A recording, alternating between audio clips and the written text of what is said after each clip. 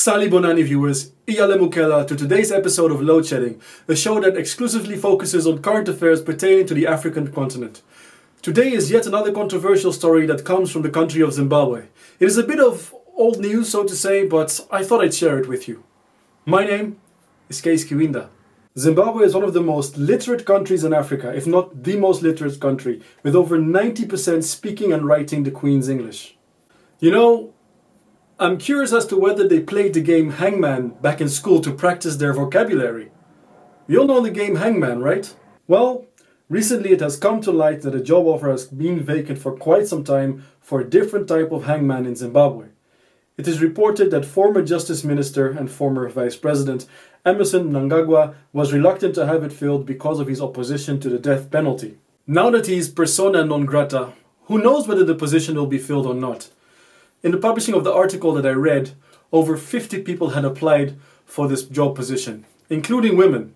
So perhaps there will be a hangman, or should I say, hangwoman, in the near future.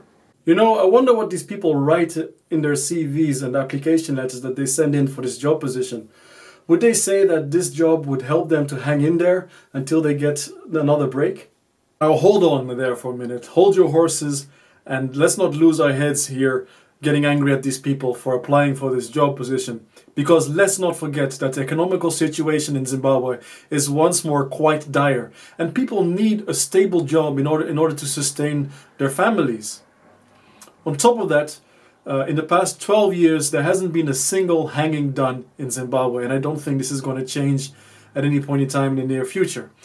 Now, in fact, there has been a new law adjusted into the constitution that states that men and women that commit a crime, a punishable crime by hanging before the age of 21 or older than 70 should not be hanged or cannot be hanged. And, well, there are about 90 people that are still on death row, but once again, I do think that the chances of these people actually being hung are quite slim. So what I hope and envision is that once this position is filled in by a hangman or hangwoman, that instead of hanging people, this person will be passing by from school to school, making sure that people play the game hangman to work on their vocabulary, to make sure that their English vocabulary as well as pronunciation remains as eloquent as it is today. That was it for today.